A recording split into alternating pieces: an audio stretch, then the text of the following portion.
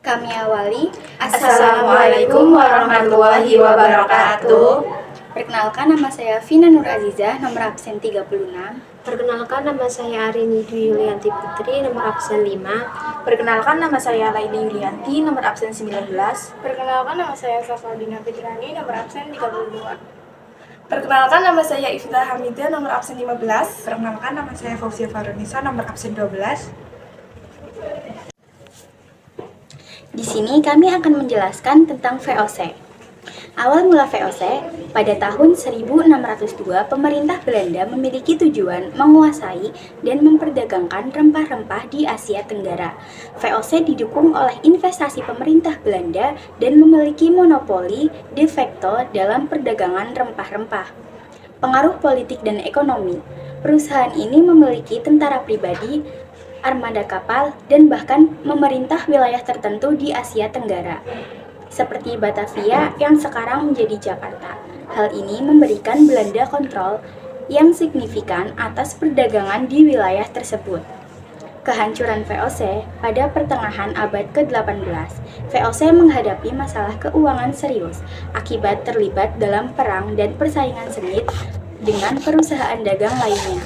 Pada tahun 1799, VOC resmi dinyatakan bangkrut dan kekayaannya diambil alih oleh pemerintah Belanda. Warisan VOC. Perusahaan ini memberikan kontribusi besar terhadap pembentukan sistem perbankan modern dan model perusahaan terbatas limited liability company yang masih digunakan saat ini. Selain itu, penemuan dan pemetaan wilayah baru oleh VOC membantu membangun fondasi penjelajahan dan penjajahan Eropa di seluruh dunia. Selanjutnya ada latar belakang VOC.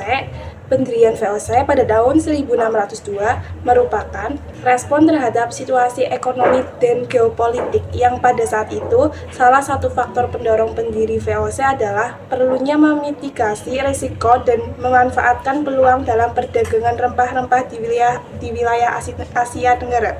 Rempah-rempah seperti cengkeh, kayu manis, dan lada adalah komoditas yang sangat dicari di pasar Eropa, tetapi sulit diperoleh dan diangkut dari wilayah-wilayah jauh di Asia Tenggara.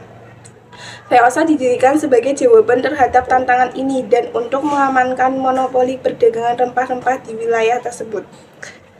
Selanjutnya ada eksplorasi dan ekspansi. Salah satu pencapaian terbesar VOC adalah ekspedisi yang dipimpin oleh kapten terkenal seperti Abel Tasman yang menjelajah wilayah baru seperti Australia, Selandia Baru, dan Pulau Tasmania. Ekspedisi ini membantu Belanda memetakan sebagian besar wilayah yang sekarang kita kenal di Samudra Hindia dan Pasifik.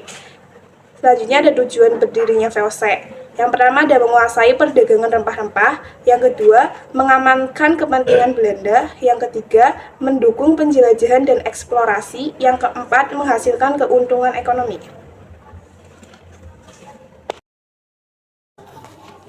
Di sini saya akan menjelaskan tentang sejarah Herman William Daendels. Yang pertama, bidang pemerintah. 1. Pembatasan kekuasaan Raja-Raja Jawa. 2. Bupati Adipati diubah menjadi pegawai pemerintah yang digaji.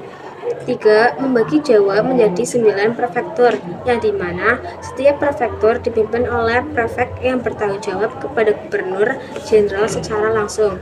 4. Penghapusan Kerajaan Banten dan Cirebon menjadi daerah pemerintahan kolonial. 2. Bidang peradilan. Pada bidang peradilan, Daendels menerapkan 3 jenis peradilan, diantaranya peradilan untuk orang Eropa, timur asing, dan rakyat biasa.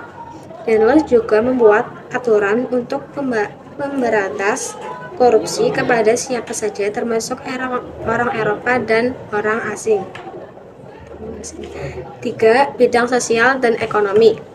1. Meningkatkan perolehan keuntungan dari pajak.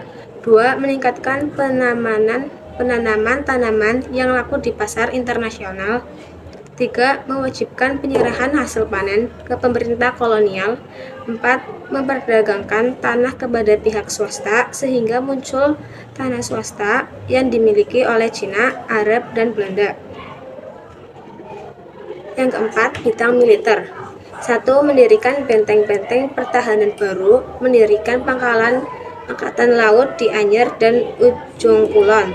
2. Meningkatkan jumlah tentara dari pribumi sebanyak 18.000, jumlah pasukan diantaranya dari Leguin Mangkunegara. 3. Membangun jalan raya Poso dari Anyer Penarukan dengan panjang 1.100 km. Latar belakang, pada tahun 1800-an, Prancis di bawah Napoleon Bonaparte memenangkan perang di Eropa.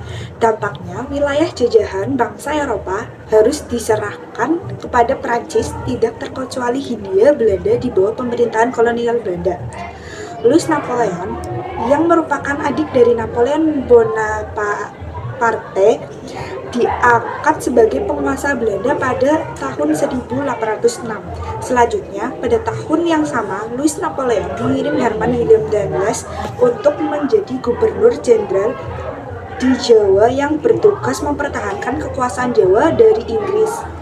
Herman Willem Daendels menjabat sebagai gubernur jenderal Hindia Belanda pada tahun 1808 hingga 1811. Di sisi lain, Daendels juga ditugaskan untuk memperbaiki pertahanan dan administrasi pasca runtuhnya VOC. Sistem pemerintahan Daendels, dampak positif Daendels.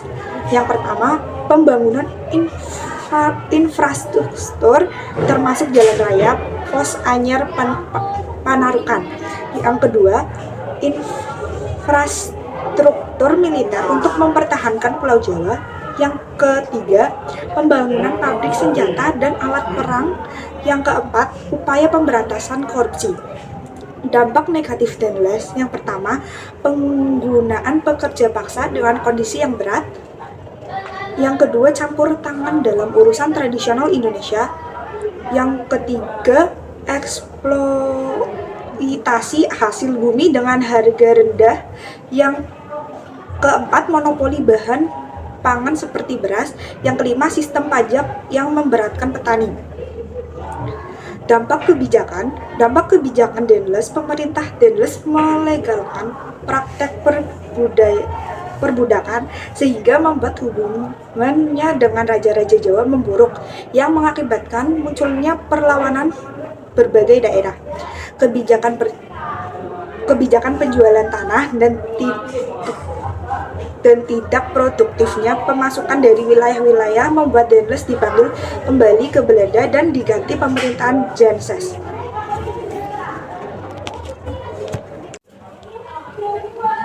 Di sini kita akan menjelaskan sejarah Thomas Stamford Raffles. Yang pertama adalah latar belakang. Secara resmi, Inggris menjajah Indonesia setelah disepakatinya kapitulasi Tuntang pada 18 September 1811. Seminggu sebelum kapitulasi Tuntang, Lord Minto yang berkedudukan di India menunjuk Thomas Stamford Raffles sebagai Letnan Gubernur Jawa. Selanjutnya ada sistem pemerintahan Thomas Stamford Raffles. 1. Bidang sosial. Yang pertama ada penghapusan kerja rodi atau kerja paksa. Yang kedua, penghapusan perbudakan. 2. Bidang hukum. Ada 1. Hukuman didasarkan pada kesalahan dan bukan ras. Yang kedua, meniadakan hukuman dari bupati karena menimbulkan dualisme hukum. 3. Bidang ilmu pengetahuan. Yang pertama ada ditulisnya buku History of Java. Yang kedua, ditemukannya bunga Rafflesia arnoldi. Yang ketiga, dibangunnya kebun raya Bogor. Yang keempat, memberikan bantuan penelitian kepada John Crawford sehingga berhasil menyelesaikan tulisannya yang berjudul History of Indian Archipelago. Yang kelima, mendukung perkumpulan Batavia Genootschap van Kunsten and Waterschappen atau perkumpulan kesenian budaya dan ilmu pengetahuan. Yang keempat ada bidang politik dan pertahanan. 1. Membagi Jawa menjadi 16 keresiden dan 1 keresidenan menjadi beberapa distrik. Yang kedua, mengubah sistem pemerintahan feodal atau pemerintahan di bawah bangsawan menjadi pemerintahan kolonial bercorak barat. Yang ketiga, mengubah penguasa pribumi atau bupati menjadi pegawai pemerintahan kolonial. Yang kelima ada bidang ekonomi. 1. Menghapus pajak hasil bumi atau kontingenten dan penyerahan wajib pajak atau fair public leverage. Yang kedua, menerapkan sistem sewa tanah atau land rent system. Yang ketiga, petani diberi kebebasan untuk menanam ekspor, sedangkan pemerintah membuat pasar untuk merangsang petani menanam tanaman yang paling menguntungkan. Yang keempat, monopoli garam dan minuman keras. Selanjutnya, saya akan menjelaskan dampak positif dari sistem pemerintahan Raffles. Pertama, penghapusan kerja paksa dan praktik perbudakan. Kedua, penghapusan sistem pajak hasil bumi dan penyerahan wajib pajak. Yang ketiga, dukungan terhadap komunitas ilmiah dan penelitian sejarah. Keempat, penemuan Rafflesia arnoldi dan pembentukan kebun raya Bogor. Selain dampak positif, terdapat juga dampak negatif pada sistem pemerintahan Raffles, seperti pengenalan sistem sewa tanah, land rent yang dianggap memberatkan. Kedua, monopoli pemerintahan kolonial atas garam, lada, dan minuman beralkohol. Selanjutnya, kegagalan Raffles. Pertama, petani lebih menghormati raja atau bupati dibanding pegawai Eropa. Kedua, banyaknya penyelewengan yang dilakukan oleh kepala desa dalam pengambilan pajak atau korupsi. Ketiga, gagalnya penghapusan perbudakan dan monopoli perdagangan. Terakhir, akhir pemerintahan Raffles. Dengan berakhirnya masa jabatan Lord Minto yang digantikan oleh Lord Moira pada tahun 1813, Lord Moira merasa kebijakan Raffles hanya membebani anggaran pusat. Oleh karena itu, Raffles digantikan oleh John Vandal. Sekian yang dapat kami sampaikan. Mohon maaf apabila ada salah kata. Kami akhiri. Wassalamualaikum warahmatullahi wabarakatuh.